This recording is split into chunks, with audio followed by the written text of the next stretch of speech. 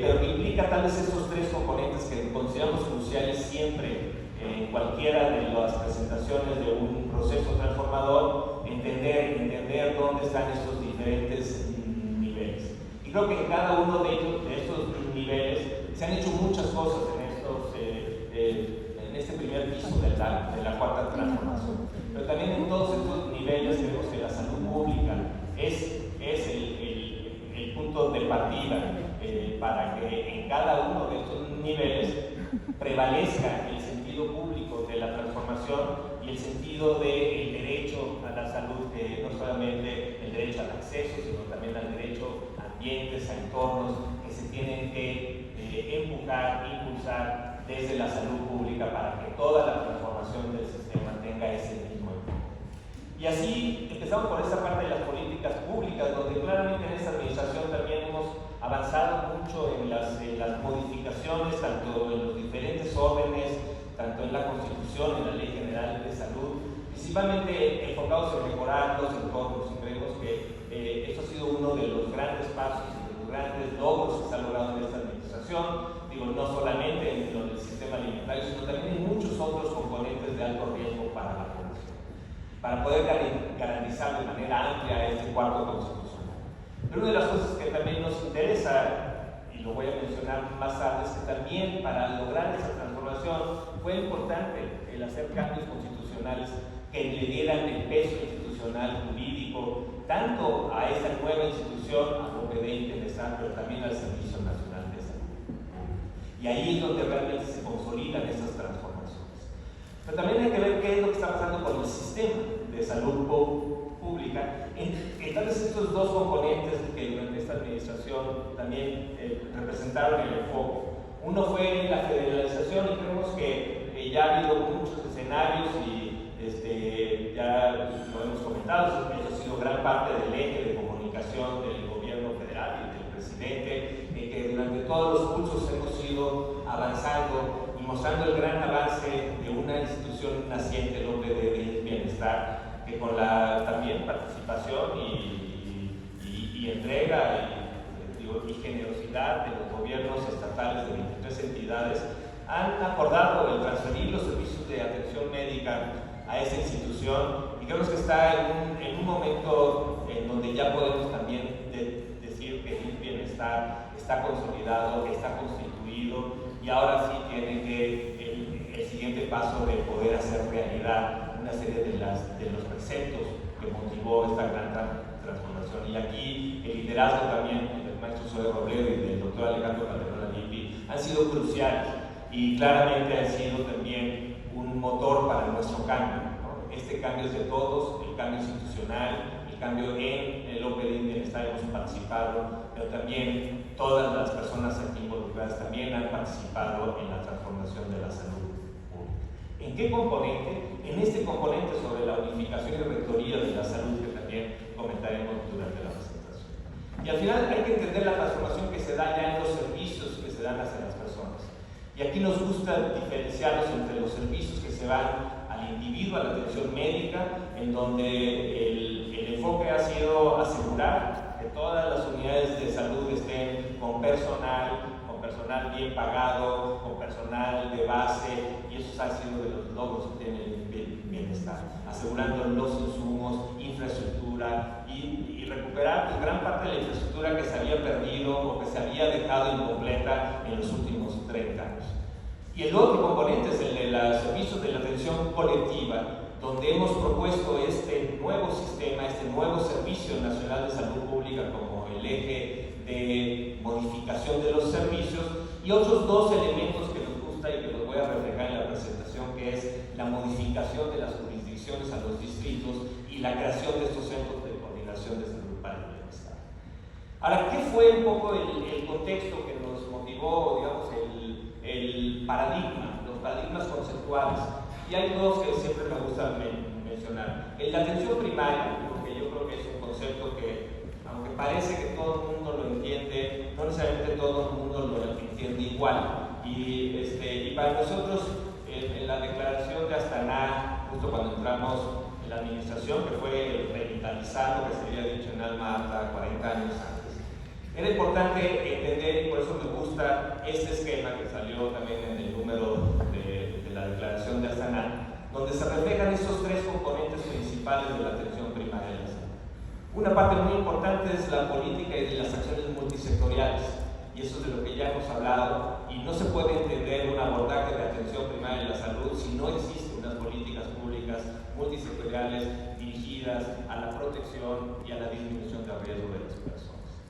Pero otro componente muy importante de la atención primaria es esta parte de las comunidades empoderadas. En general había tal vez a veces estos preceptos de pensar que cuando se habla de la población, cuando se habla de los individuos, se pone en esta parte de decir, bueno, eres corresponsable de tu salud, tú tienes que hacer A, B, C y D, aquí te enseñamos, aquí te decimos cómo. Y no, así no es la forma que se hace la promoción, así no es la forma en que se hace la acción comunitaria. Las poblaciones saben de qué es lo que carece y lo que están exigiendo es el derecho de tener entornos saludables.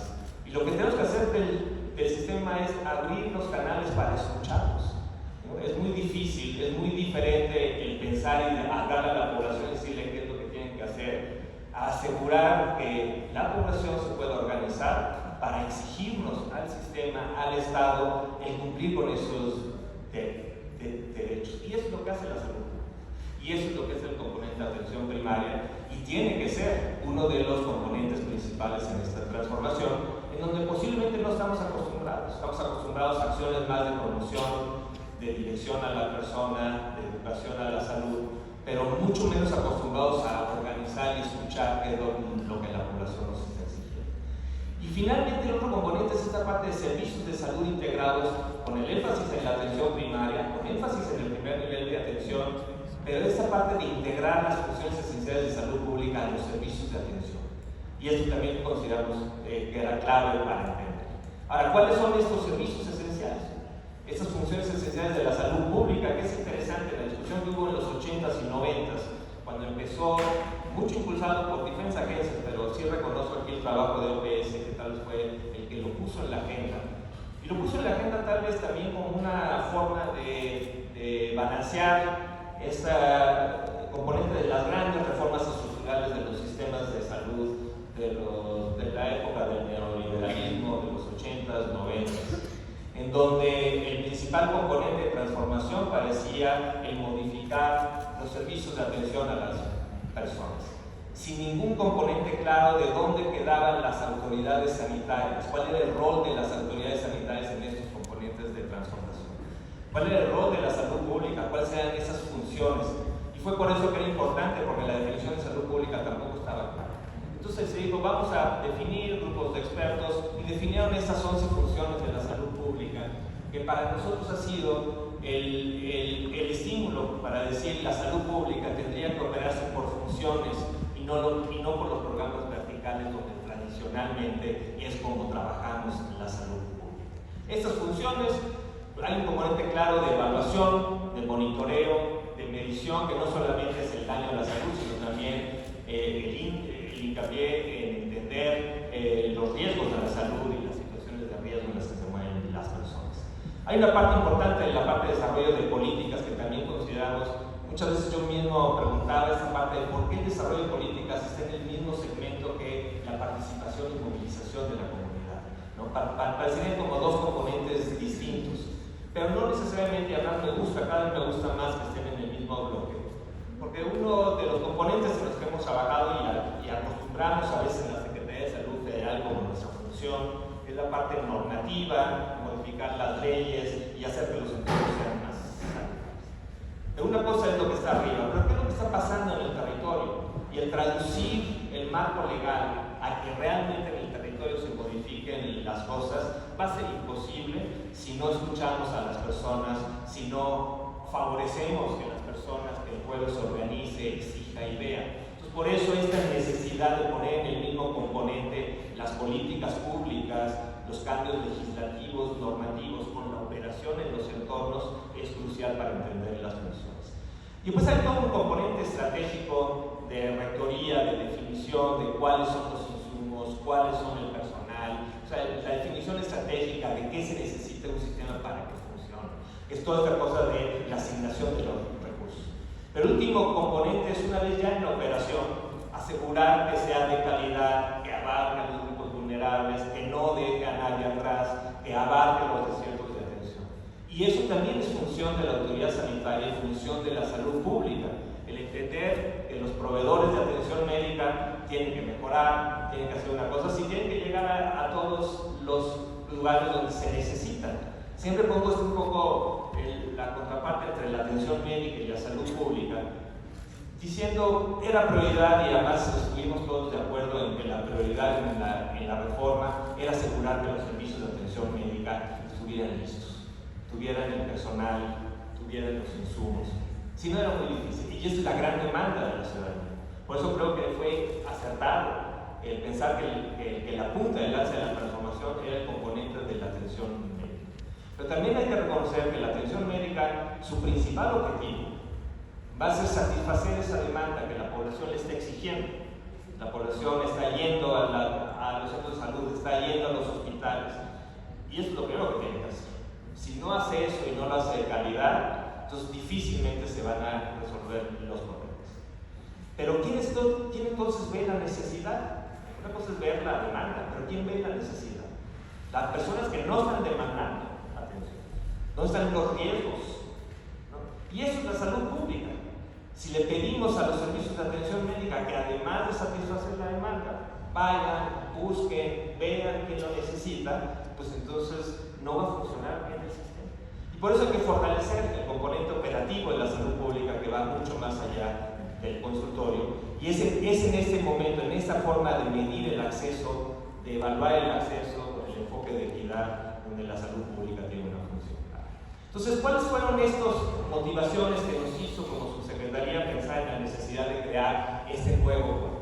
Yo voy a mencionar 5, además no las he ido mencionando en la introducción. Una parte muy importante era la fragmentación. Digo, tenemos y ustedes lo saben, lo conocen, cuando hablan de la salud pública siempre hablan de los programas de la salud pública.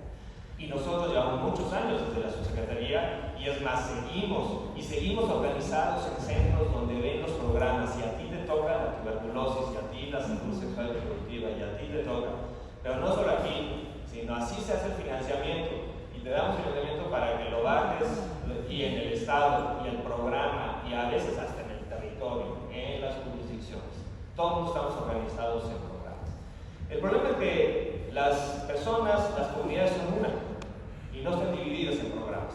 Y sí tenemos que tener este enfoque mucho más integral, en donde el enfoque de programas, que en algunas circunstancias puede ser útil, llega un momento en que lo que la fragmentación hace es que no nos centremos en las personas y se van creando estos grandes desiertos. Tenemos información por programas, tenemos presupuesto, tenemos formatos, tenemos personas, entonces tenemos promotores, enfermeras, todo que está llegando, estamos bien, vamos a un lugar y resulta que hay 3, 4 promotores de salud diferentes, contratados para diferentes cosas, y que en situaciones no pueden interactuar. Nos dimos cuenta durante la pandemia que era muy importante no solamente unificar los servicios de atención médica, que fue un gran logro durante la respuesta a la pandemia, el poder haber trabajado como sector, sino también todos los programas de salud pública participaron desde sus capacidades, desde sus experiencias, a la respuesta para COVID. Pero una vez que se acaba, pues otra vez cada quien se va a su silo, se va a su indicador, se va a tratar de cumplir con lo que le dijeron que tenía que cumplir. Y eso crea una enorme fragmentación. Pero no solamente en la operación, sino también en planeación, en presupuesto.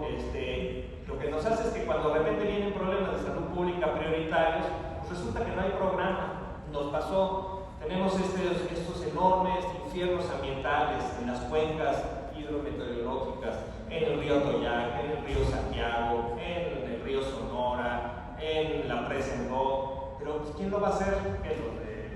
En la presa Engo estaban los defectores, porque hay muchos mosquitos. ¿Quién se va a dedicar? ¿Quién lo va a hacer? Entonces, cuando tenemos este tipo de problemas territoriales que no son de un programa, pues difícilmente se puede operar y se puede responder. Pero también pasa con esta gran estrategia nacional de resistencia antimicrobiana. ¿Quién lo opera? ¿Quién son los responsables? Entonces parecería que las innovaciones, prioridades, pues hasta que se haga un programa presupuestal, hasta que el PEF lo diga, hasta que le dé un presupuesto, entonces no podemos operar. No podemos operar porque no hay nadie cargado, no hay dinero inyectado. Entonces lo que tenemos es que no tenemos estas funciones, lo que tenemos son temas que vienen desde el presupuesto. Otra cosa que nos preocupa mucho era la identidad del trabajador de la salud pública. Todo el mundo en la población identifica la bata blanca, la enfermera, el enfermero, el médico, médica. Pero, ¿qué pasa con estos saludistas que llevan tiempo trabajando? ¿Son identificados por la población? ¿Son reconocidos también por el sistema? En la Secretaría de Salud hay 3 áreas: médica, paramédica y administrativa. Así se acomodan las plazas. ¿Por qué? Y no parecería como que los perfiles en salud pública, entonces nos ha costado trabajo, grandes perfiles, grandes personas, pero son ingenieros.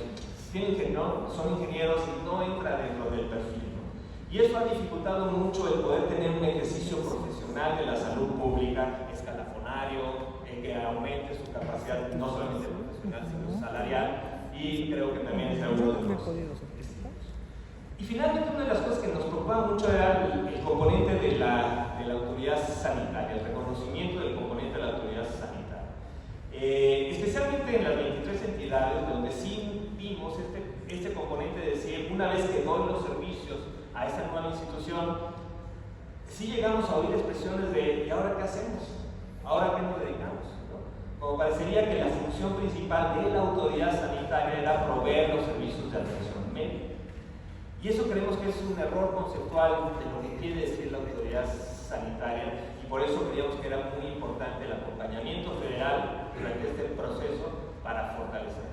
Pero finalmente, lo que pongo en el punto número 5, la autoridad sanitaria federal, nosotros como Secretaría de Salud Federal, estamos acostumbrados a generar normas, libritos, lineamientos, mandar dinero y pedir cuentas.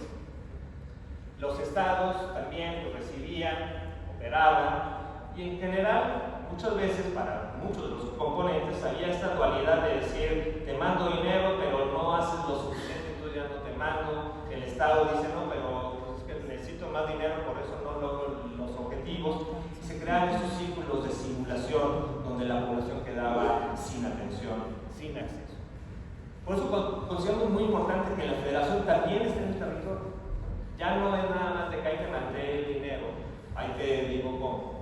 Sino que también estamos en el territorio, y por eso el Servicio Nacional de Salud Pública, para mí es muy importante el hecho de que sean empleados federales, nos comprometen, de alguna forma también somos responsables de la operación. Y por eso el pedirles a ustedes como coordinadores, el que nos identifiquen, por qué las cosas a veces no funcionan, ¿no? Porque si no, lo más fácil es decir que sí funciona, te paso el indicador, me sigues dando el presupuesto, pero la población no está haciendo esto. Y fue por eso que decidimos crear este cuerpo de servicio. Nos costó mucho trabajo el poderle dar el fundamento legal y normativo. Pero tal vez hay 2 componentes. Uno, el programa estratégico que publicamos de manera conjunta todo el sector y con el modelo de atención más bienestar, un acuerdo de todo el sector de poder juntar en un solo modelo todos estos componentes que finalmente se publicaron en octubre del 22. Después una parte fundamental que fue haber logrado un decreto en la modificación de la Ley General de Salud para darle vida jurídica, no solamente al bienestar, sino también al Servicio Nacional de Salud Pública. Y por último, la parte administrativa, el tratar de romper barreras, que las hemos tratado de romper, todavía hay barreras muy sólidas entre programas presupuestales, pero el poder decir, déjenos contratar, déjenos mandar contratos. Sé que han sufrido mucho con los contratos, pero también ha sido parte del proceso de generar de nuevo el contratar nosotros y podernos apoyar desde la federación, pero creemos que es muy importante. Y finalmente lo que hemos logrado con cada uno de ustedes en las autoridades sanitarias, que es firmar estos convenios que nos permiten dar. Seguro va a haber formas de modificarlos y de mejorarlos, pero estamos construyéndolo entre todos. Nada más para que lo vean, a veces cuando digo el cambio de la ley parecería como que bueno, está ahí, pero bueno, y lo van a ver en la ley, en el artículo 77 bis. Pues está puesto el Servicio Nacional de Salud Pública y sus funciones. Ahora, ¿qué fue este modelo? Este modelo más bien está en donde nos pusimos de acuerdo un grupo de trabajo grupo trabajamos, fuimos interactuando entre los grupos y generamos este nuevo modelo donde se integraban los dos componentes.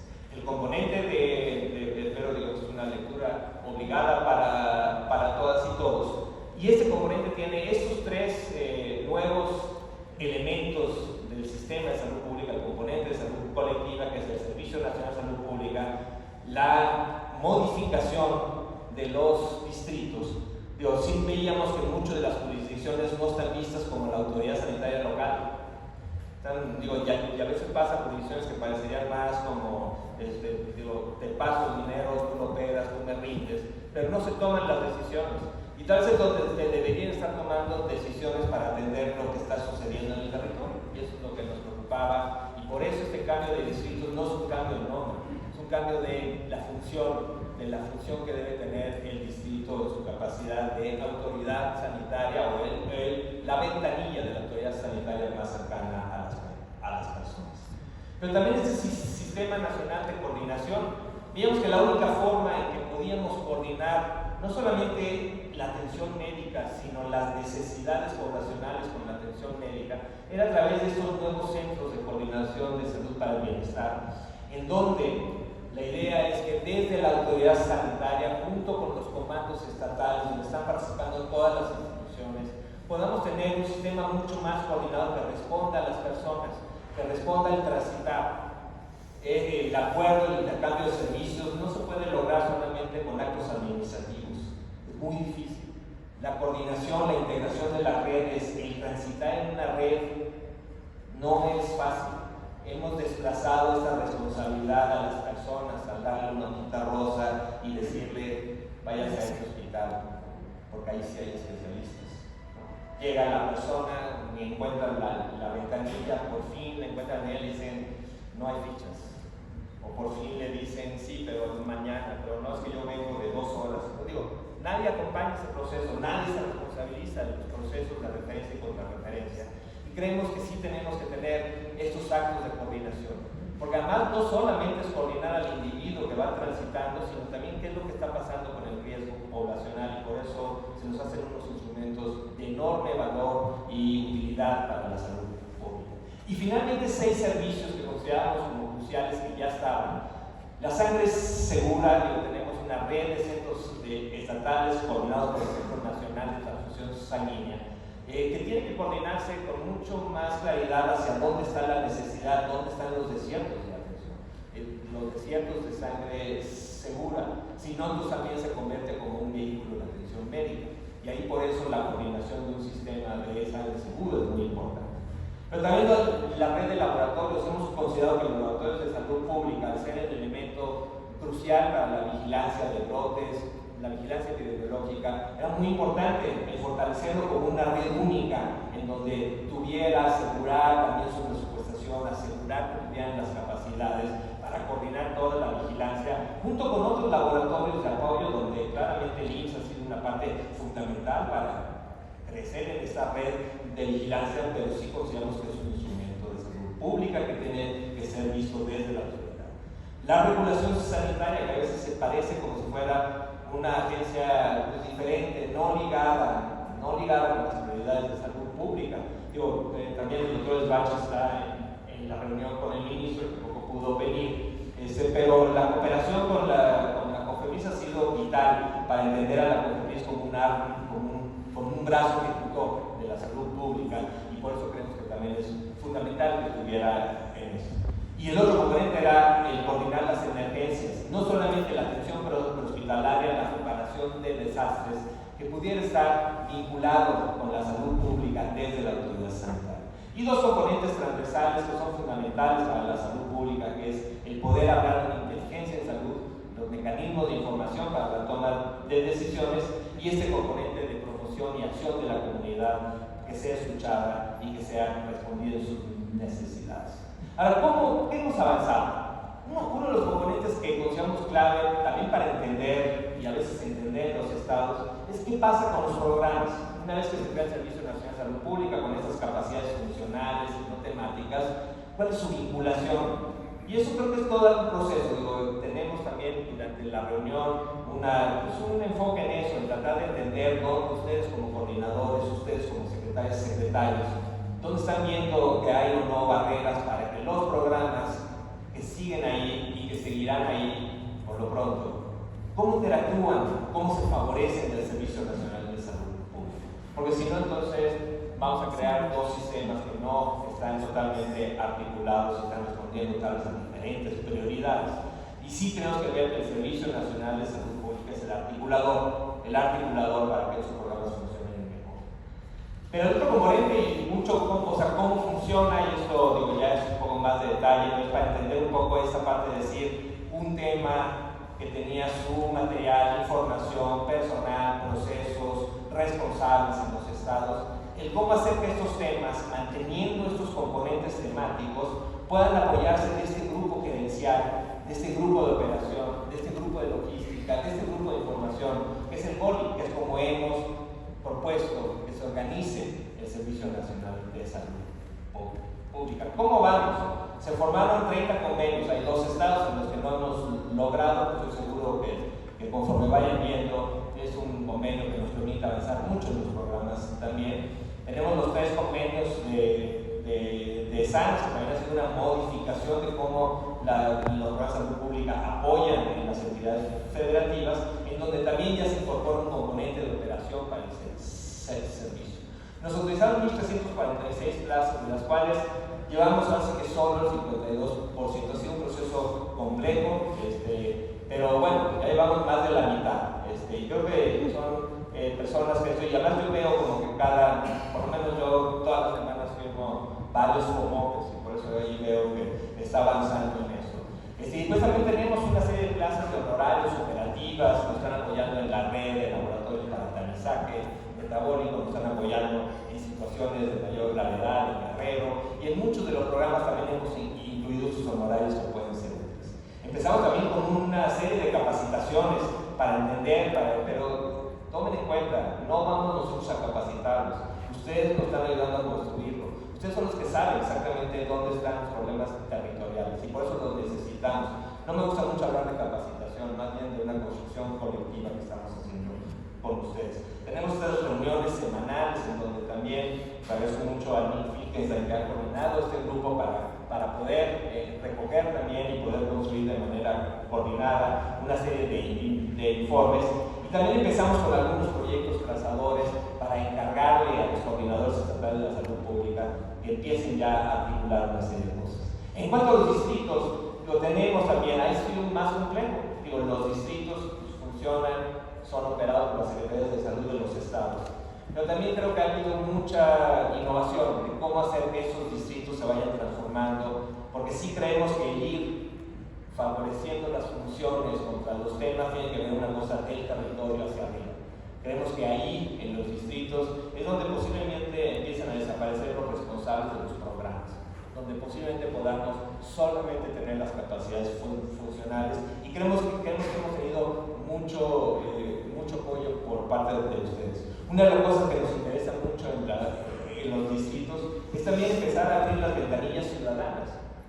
Me encantaría pensar que ya toda la población en algunos años identifique al distrito como que el lugar donde se queje o donde proponga, ¿no? Y que la misma sea donde se generen asambleas, donde se escucha a la gente. Y por eso hemos motivado mucho el esfuerzo de organizar asambleas, comités intersectoriales de manera local. Hay muchas experiencias y sé que ustedes nos van a decir cómo formalizarlas y escalarlas. En cuanto al sistema de coordinación, también ya tenemos a las 32 personas titulares contratadas. Creemos que esto al ser una nueva institución, al ser un nuevo cuerpo, a eso también hay que dar así. Es complejo porque necesitamos un lugar físico, necesitamos equipamiento y necesitamos que empiece a jugar. Una parte fundamental aquí es los comandos estatales. Los comandos estatales de coordinación interinstitucional presididos por la autoridad sanitaria es lo que va a permitir que esta coordinación sea efectiva, ¿no? Y por eso agradezco mucho que ya estos comandos estén trabajando, aprovechar la gran experiencia del COIS, que nos ayudó mucho también a que estos comandos estatales se transversales, pero entonces ahora sí empezar también a ver las prioridades locales de coordinación y no solamente lo que desde la federación empecemos a hacer. Y finalmente, las cosas que se nos ocurren van a ser importantes para pasar la estafeta. Hay una parte muy importante que nos han preguntado mucho, es decir, bueno, ya estamos organizados, ¿y ahí quién es el coordinador de todo esto? ¿Dónde está ese subsecretario? No hay, ustedes siguen funcionando por programas. Y ahí desde hace mucho hicimos toda una propuesta de un nuevo reglamento de interior de la Secretaría de Salud que por diferentes razones no ha salido, o no salido, ya voy a hablar, porque no ha salido. Siempre digo, no ha salido, ya va a salir, pero no salió. Pero en este reglamento estamos proponiendo una dirección general para la coordinación operativa del Servicio Nacional de Salud Pública que fortalezca la operación. Pero también necesitamos incrementar y tal vez modificar perfiles. Ustedes nos han ya alertado de perfiles y de remuneraciones, tal vez sueldos más competitivos, actualización y creación de los convenios de intercambio donde se consideren a los comerciales como parte del articulador del intercambio de servicios, y también proyectos estratégicos que se operen a nivel local. Tenemos que ya tener evidencia, creo que tenemos ya muchos pedazos de evidencia donde ya el servicio está actuando, pero eso sí sería como la prioridad inmediata, a realmente que las secretarías, que la población identifique el beneficio. Y por parte de los coordinadores ya tenemos un sistema, tenemos una plataforma, pero bueno, hay que generar el lugar, hay que equiparlo, hay que seguir contratando y generando estos grupos colegiados las prioridades de articulación. Entonces, con esto termino. Para mí era muy importante platicarles también a ustedes, aunque hemos estado todos involucrados en esto. A veces no tengo la oportunidad de darles también a ustedes un informe como colegas, autoridad sanitaria aquí a nivel federal. Y lo que no quería es que si hicieran una declaración de inauguración, se fueran y me dejaran solo aquí nada más. Muchísimas gracias a todas y todos. Gracias por escucharnos. Entonces ahora sí pasaríamos ya al acto.